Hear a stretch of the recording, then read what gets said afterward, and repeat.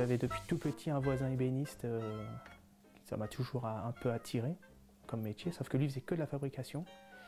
Et moi j'aimais les choses anciennes, donc j'ai tout simplement en fin de troisième choisi une orientation sur un lycée professionnel où j'ai passé un CAP d'ébéniste, CAP d'ébéniste agenceur. Et par la suite j'ai refait une formation en apprentissage où j'ai travaillé dans un atelier de restauration de meubles.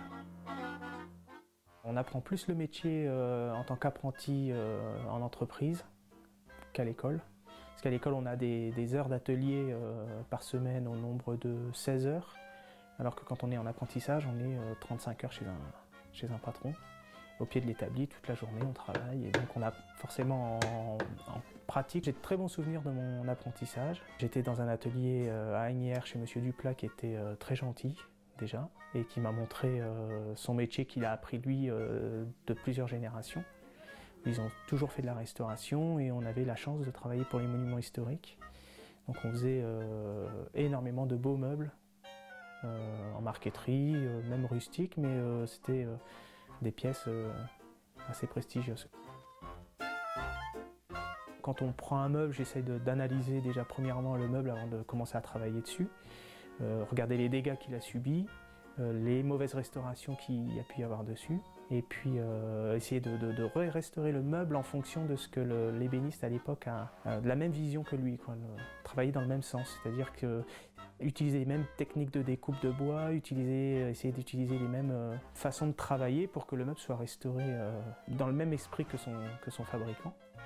Il ne faut pas se rater quand on restaure, ça c'est sûr. Déjà, nous en tant qu'ébénistes restaurateurs, on a un devoir de conservateur, je dirais. Donc on doit pas, nos mains ne doivent pas intervenir sur un meuble pour le détériorer.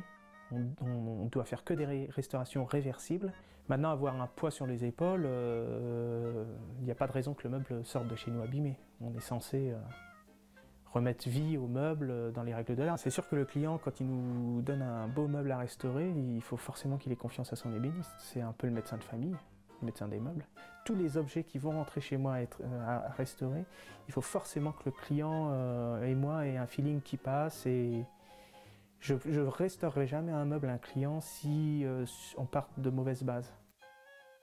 On va rentrer chez les clients, en plus on va rentrer dans leur mobilier, donc on a vraiment accès à toute leur vie, entre guillemets.